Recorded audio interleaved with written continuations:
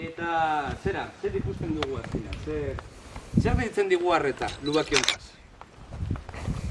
Zer deitzen digu arreta? Lubakien gotorlekuen evoluzioa nahiko bizia izan zen gerran zehar. Gatazka motza izan zitekeen, bereziki Gipuzkoan, baina alare, hainbat gotorleku tipologia topa daitezke, oso lurralde txikian. Normalean, berez, Lubakiez jendeak zekina, zen batez ere gerra karlistetatik jasotako esperientzia. Eta askotan, Lubakian linealak ziren, besterik gabe lerro bat, alako barrikada moduko bat mendian. Baina hori, hainbat arrazoengatik, artilleria eta hegazkinekiko nahiko ahula zen, nahiko puntu ahula zen. Horrela, gero eta gehiago geratu egin ziren, adibidez, beste forma batzuk zituzten espazioak. Azkenean hemen ikusten duguna batez ere komunikazio Lubaki bat, dena industrio egin dela, de hecho ikusten da, aparte pinuetako horbela erori dela, ere zein den hemengo sustatu geologiko naturala. Arearria, konglomeratua, kolore laranja hori daukan sustatu geologikoa. Hemen hori, esan bezala, eta aurrera goia da borroka Lubaki izango zena, ez? Bertan borrokatzen da, ez hemen, ez? Ezakan azitzurik. Gero ikusten da gainera, zigzag forma hartzeko joera daukala. Hainbat arrazoirengatik. Batzutan esan izan da, zigzag formak direla hegazkinen erasoaldiak saihesteko, izan ere hegazkin batek hartuko lukela, ez? Lubaki baten forma jarraitu eta guztiak tirokatuz, guztiak hilko zituela. Seguramente ez, oso zaila da hegazkin batentzat halako zehaztapena, halako zehaztasuna eukitzea tiroan, ez? Batez ere, hau zergatik egiten zen, bueno, izan daiteke ere inkluso arrazoi topografiko bat, hau da azkenean aldapari pizkat egokitzea, ez? Eta horrela igoera, izan ere lerro zuzenak ez dira bat ere onak mendi batean. Baina bestetik ere, bombardaketa baten kasuan, batez ere metraiaren gandik babesteko. Izan ere, inkluso eroriz gero, bombaren bat Lubakian, azkenean alako, ez, en forma de kodo, ez, azkenean alako izkinek laguntzen dute jendea babestea, ez. Eta hori, garatuz joango da gerran zehar.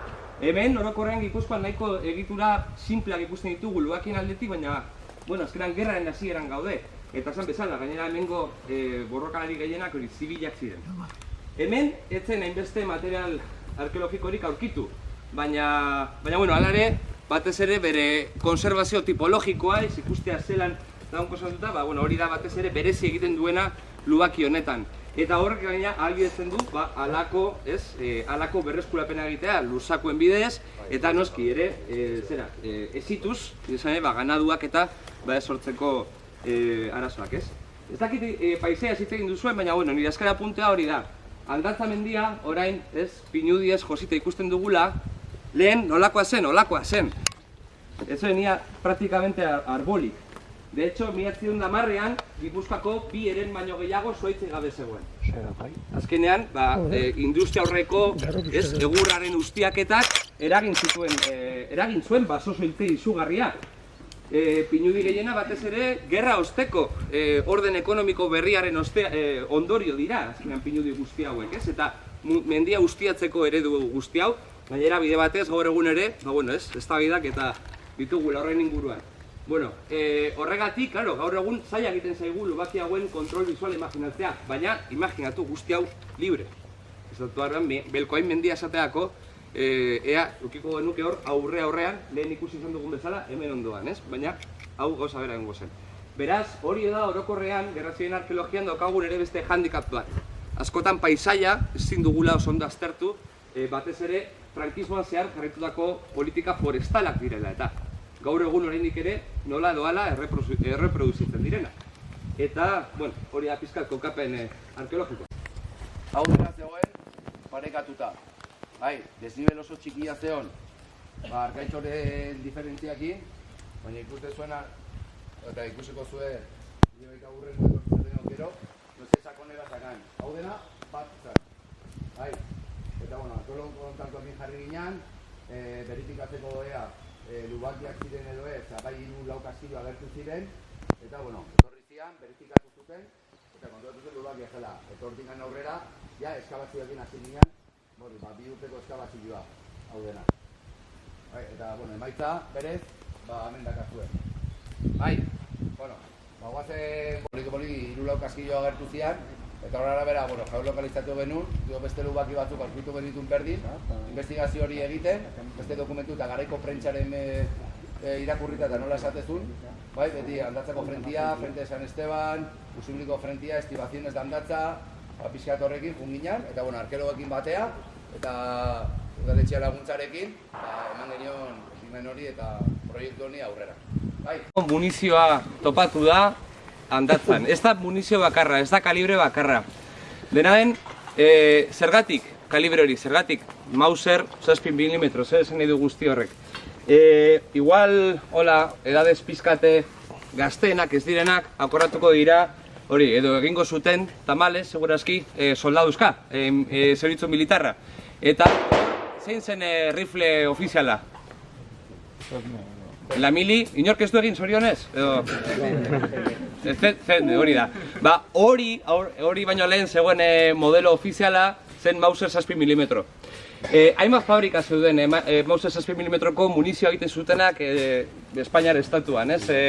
Horietako bat, Fabrika Nacional de Toledo. Horregatik, hemen topatutako kastillo askoren atzeko partean markajeetan FNT letrak aurkitu ditugu. Ere, piroteknika sevillana, eta horregatik ere PS.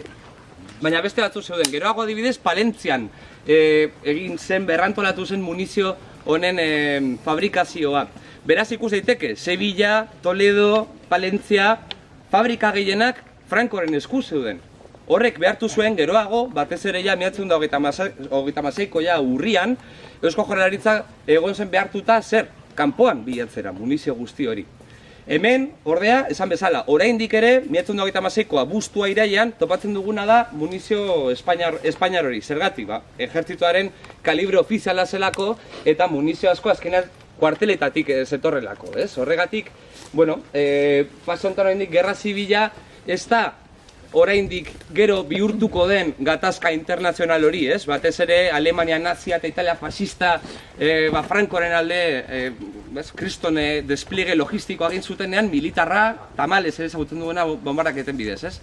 Bueno, hori da pizkate munizioa zaipatu daitekena, dena den gero, bordan, ikusi duzu batzuk maila arkeologiko bat, maitxo bat, alako beste material batzuen selekzio txikitxo bat dago, eta hori ikusiko duzu ez dagoela bakarrik Mauser 7 mm munizioa, beste kalibre batekoa ere, eta gero norbaitek asmatzen main badu, premio, ez dakit, bueno, jakintza berri gero ikusiko dugu hori. Bestalde, aipatzearen, hemen ikusten da batez ere parapetoa eskalatutako herriekin, bizkat, berrereiki egin dela. Eta egia da, oraindik ere batez ere gerraren fase, hasierako fase horretan, parapeto asko harriz egiten ziren, ez? Besterik gabe, milizianek gudariek egiten zuten, ez? Bertatik ateratzen zuten lurra eta harriak eta guzti hori, lur sakoekin, baina ere besterik gabe harriak jartzen zuten eta alako harresi moduko batzuk sortzen zituzten. Dena den, honek ere bere arazoak zituen, defensari lotuta. Zein izan daiteke alako harrizko harresi bat sortzaren arazoa gerra garaian. Ze arrisku ditu honek? Norbaiti okurritzen zaio? Zer? Harri baten hori ezkertan erikola. Azkenean hori da, adibidez, lehergailu batek joskero inguruan zer gertatzen da. Harri guzti hauek zer bihurtzen dira? Metraia. Metraia gehigarri bat, ez? Ez bakarrik da, lehergailuak berak askatzen duen metraia guztia, metraia azkenean da, metalesko xafla zati guzti horiek, eta horiek ziren normalean inkluso leherketa bera baino hiltzaileagoak, pentsa 800 metroko irismena izan zezakela metraiak alako zirkulu bat osatuz, bitu zelakoa zen. Nupeten ere entzun ditugu, ez? Historiak norbaiteko harenik metraia zatiren bat zeukala, gerra pasa ostean eta hainbat urte luzez, eta pitatzen ziola ez dakit ere portuetan esaterako, ez? Horako historioak ez deskribatzen dute ze krudela zen gorputzekiko gerra hau, ez? Baita inkluso bere hasierako fase hauetan ere, oraindik ere, materialen eskazia eta esperientzia faltak ere oraindik agintzen zuenean. Hau, desberdin izango da beste fronte batzuetan, Bizkaian eta Mugaldean ere, Elgetan eta Intxortetan topatzen dien lubaki mota, beste mota batekoa dira, beste tipologia batekoak, beste jakinduria batekin, azkenean beste esperientzia batekin egiten dira, izan ere, hilabete batzu pasa dira, eta esperientzia hori akumulatuz joan da, ez? Baina oso interesgarria da, eta horregatik ere Andatzako frontelerro honen beste balio gehigarri bat da hori. Hemen dagoena oso ondo konstatuta da, hasierako fronte horien oso adibide ona, nahiko ondo konservatua, ez? Eta lehenbiziko fronte horiek sortu zirenean estatu kolpea eman eta asteetara praktikamente ez dira inbeste ikertu Iberiar Penintsulan. Eta horregatik, bueno, hau adibide polita da hori ikusteko. Borrokei dagokienez, borroka gogorreneak izan ziren irailaren 5ean, eta dokumentatuta daukagu lehenengo hildakoa Marcos Olasagasti 16 urteko gazte bat izan zen, Donostiarra, 19 urte jartzen zuen dokumentuetan zitula, baina askotan gezurra esaten zuten nahita, juteko frontera, partean ere aitonak, eta gero, eskelan familiak jartzen 16 urte zitula. Irailaren 5ean hil zuten Marcos, eta egun horretan bertan ere Candido Saseta komandantea aipatu duguna lehen, Candido Saseta ere zauritu zuten, adierazgarria da, ez? Gero, irailaren 7ean ere bai, 200 granadena lehen aipatu dugun irailaren 7ean ekartzen dituzte, hainez pikat errepasatzearren. Eta kontraerasoa egiten dute errepublikarrek txaldatxur hartzeko. Jon lehen komentatu du besteak beste txaldatxur kontraeraso bat egiten dute irailaren 7ean hartzeko. Ez dute hartzen, eta irailaren 8ean bordatxo arratzainen adibidez beste 2 miliziano hiltzen dira, hortaz 5etik 9 bitarte, 10 bitarte borroka latzak egon ziren. Gero irailaren 13an erortzen da Donostia, eta irailaren komentatzen dute hemen zeudenek nola irailaren 12 gauez ja ikusten dituzten auto-ilara handiak Donostiatik, Lasartetik, Oriorantz, Zarautzerantz, mendian zeudela gauez, hauten fokuak eta hori oso unkigarriak izan zirela, gudari eta milizianoak unkitu eta egoteaz gain ja morala oso baxu zegoela, eta gero ja 17-18an ja sartzen da fasistak. Ez da gizarbe gehiago komentatu nahi duzun? Azkenik, oharraz, oin fijatzen naiz, zementuzko etxetxo hau ez zegoen garai horretan, hori ere pizkate alako falsazio historikoak saihestearren, pinuak ahaztu behar ditugu, hori badakizue, baina eske, gainera pinuei lotuta, hori omen zen basozainaren etxola. Hau ere, gainera hori zementuzkoa, garai horretan zementua bakarrik erreserbatzen zen, edo luxuzko eraikinetarako edota gotorlekuentzat, bunkerrentzat, eta oraindik nahiko teknika berria zen, horrek ez daka zerikusirik, hori izango da, 1960ko hamarkadan eraikitako hori basozaina baten. Baina errekreaziorako oso ondo etorri zaigu retumbatzeko.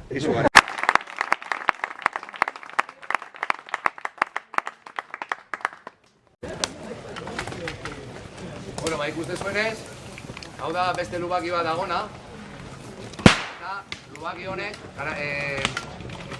ikusgarriak gana da nola handatzako alde hau diaztikoa pelkoain aldea begira.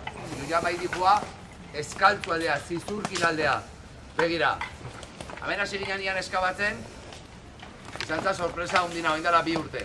15 eguneko eskabakuntza izan zen, lubaki hau berreskuratzia. Bai, lubakia berez, gehiago egiten du aurreraka, eta te antzeko forma bat ere egiten du hemen.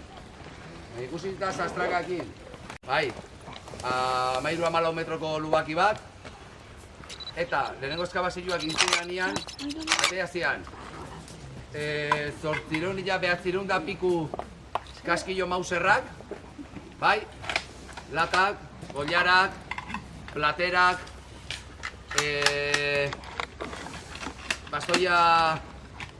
bastoian pomulua esango nuke arrano formakin, eta egitea esan 15 egun hauetan, baten egina pixka bat, hainbeste eta atea, oindik eta jetxin nivela, oindik eta atera. Eta horrek intzigun, urren urtean barizia proiektuak aurre egitea, denbora janin genuen.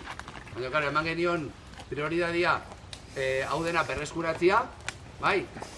Eta horrekin, gero urren urtetan lanakin segitzea. Adibidez hemen, ere inguruan, Belkoainen eta Arrazoizetzen elkartaren auzolenak egin dira. Gauza bera ere lemoatzen Bilbo inguruan enbat urtez, 2013tik. Eta ere UPV-ren partetik San Pedro Azkuren mendian, Amurro eta Urruña artean. Leku hola, oparoenetan, materialen aldetik, pentsa hori ere, kanpaina bakoitzan, pizkate, Jomak aipatu dituen zifrak, 900.000 pieza inguru topa daitezkela, hori izugarria da. Imaginatu ere, arkeologiaren panoramarako. Normalen arkeologia historia aurrean zeta arduratzen da, eta batzutan daukagunako basul oso batetik da, ez dakit, 3 pieza. Eta horrekin esaldu behar ditugu, ez dakit, 10.000 urte, ez? Kasu honetan, batzutan, aste bateko ekintzak edo inkluso egun bateko ekintzak aztertzen ditugu eta horretarako daukagu objektuen multzo guzti hori. Kasu honetan gainera zerekin lotu daiteke. Bueno, esan bezala, dena ere munizio espainiarra eta beste zehozer, esan bezala, gero mailan ikusiko duguna. Zerekin, zergatik hainbeste munizio. Aparte, Jomak aipatu bezala, orientazioa ja desberdina da, nahiko orientazio hona dauka, hain zuzen ere gainera gatazkagune nagusinei begira, esaten da, eta esaten dute garaiko iturri idatzi guztiek, eta ahal esaten ari da, arkeologikoki ikusten ari gara, garai horretan batez, gerrako hasierako fase horretan, munizio asko gastatzen zela, inkluso xahutzen zela, ez? Eta pizka Saseta jauna entzun dugu hain zuzen ere, eta beste donostiarrak ere, munizio falta dela eta tiroak eta ondo kalkulatu behar dela, baina aipatzen da, gerraren hasieran dik esperientzia faltagatik, oraindik munizioa asko xahutzen zela, ez?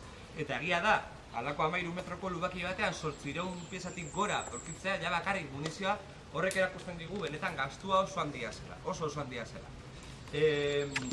Bestalde, pieza guzti horiek, orain zebertan zergatik ari gara ere pieza hitz egiten, pieza guzti bai 2022an ateratakoak, bai 2023an ateratakoak, guzti horiek orain laborategian ditugu eta ari gara horiek garbitzen eta inventariatzen. Guzti horrekin txosten arkeologiko bat egingo da eta pieza horiek beste eguzketa arkeologiko batean egiten den bezala, parte bat akaso Usurbilen bertan gera daiteke erakusgai, baina ere harremanetan gaude gordailuarekin, Gipuzkoako gordailuarekin, hori baita objektu arkeologikoak, ondare arkeologikoa gordetzeko erakundea. Izan ez zergatik, guzti hau, pieza guzti hauek, objektu guzti hauek, ondare publikoa osatzen dute. Guztion ondarea dira. Eta hori garrantzitsua da, azkenean, hain zuzen ere, hamarkada luzez, urte luzez, isilpean egon zen guzti hori, orain guztion memoria historiko, demokratiko, bakoitza jar dezala nahi duen abizena, guzti horren parte bihurtzea, memoria didaktikoa ere, akaso. Izan ere, gero eta zailagoa da, topatzea garai hori bizi izan zuen pertsonaik, ez? Azkenan nire impunidade biologikoak ere agintzen du diktadura luze baten ostean. Beraz, guzti hori ondare publikoa da, guztion ondarea da, eta horregatik ere garrantzitsua da, eta uste dugu hortan Usurbilen Zondoak elkarteak kristona apustu eta esfortzu hona egin duela, guzti hau metodologia arkeologikoen bidez lantzea, azkenan informazio gehiago lortu dugu, eta gainera gure ondare publiko hori behar bezala tratatzeko eta ezagutzeko, ez? Nahiz eta zergatik ez esan, 80% txatarra izan, eta txatarra bezala tratatu izan da urte luzez, garrostean birziklatzeko eta metaletik dirua lortzeko, eta ondoren zaborra, ez? Baina guzti hori uste dugu, hori dela gure oroimen kolektiboaren parte eta horregatik, nik ere arkeologo bezala eta eskertzen da gugan jarritako konfiantza pizkata hori ikertzeko. Gero pizka segitu